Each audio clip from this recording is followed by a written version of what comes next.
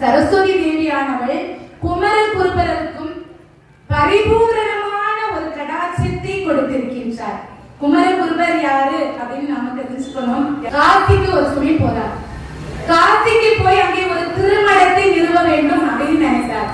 நினைச்சா இவருக்கு அங்க இடம் கிடைக்காது. அந்த நாட்டை ஒரு ராஜா ஆண்டிட்டு இருக்கார். நவாப் சியாங் என்று சொல்லக்கூடிய ஒரு ராஜா. அந்த ராஜா அந்த காசியை ஆட்சி செய்து கொண்டிருக்கின்றார். அவர் உருது மொழி பேசக்கூடியவர்.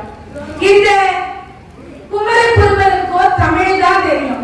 இவர் அவரிடத்திலே போய் உருது மொழி பேசி அங்கே நிறுவக்கூடிய மடத்துக்கு அந்த இடத்தை கேட்க வேண்டும் பார்க்கிறார். அப்பதான் நம்முடைய சரஸ்வதி தேவியை அப்படியே நினைத்து அவர் உருகி வேண்டிக் கொள்கின்றார்.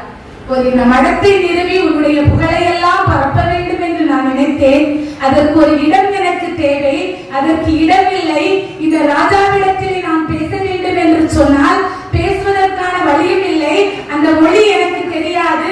அதனால என்ன செய்வது என்று தெரியாமல் இருக்கிறார். அப்பதான் சரஸ்வதியோட கடாட்சத்தோட ஒரு சிங்கத்தின் மீது ஏறி அமர்ந்து அரசவைக்கு போறார். சிங்கம் நம்ம பைரவமாய்க்கு ஒரு சிங்கம் வரக்கு எல்லாரும் திருவிழாக்கு பூஜைக்கு இருக்க மாட்டாங்க. அடிச்சு பறந்து போவாங்க வீட்டுக்கு. லட்சுமி அக்கா வீட்டு பக்கத்துல இருக்குன்னு நினைக்கிறேன். பாரதி அக்கா வீட்டு எனக்கு தெரியாது. நான் இன்னும் போகல. பார்க்கணும் ஒரு நாள் போய். அப்படி லட்சுமி அக்கா வீட்டு பக்கத்துலதான் இருக்கு. அடிச்சு பறந்து எல்லாரும் லட்சுமி அக்கா வீட்டுக்குள்ள தஞ்சம் புகுவோம். அடடா சிங்கம் வந்து விட்டது என்று சொல்லி இவர் அரசவைக்கு சிங்கத்திலே போகின்றார். சிங்கத்திலே அப்படியே கம்பீரமாக நம்முடைய சரஸ்வதி தேவியுடைய கடாட்சத்தோடு அப்படியே போகின்றார். போகின்றவருக்கு அங்கே இருக்கக்கூடிய மந்திரிகள், அமைச்சர்கள், புலவர்கள் எல்லோரும் இந்த குமரகுருபரை பார்க்கின்றார்கள்.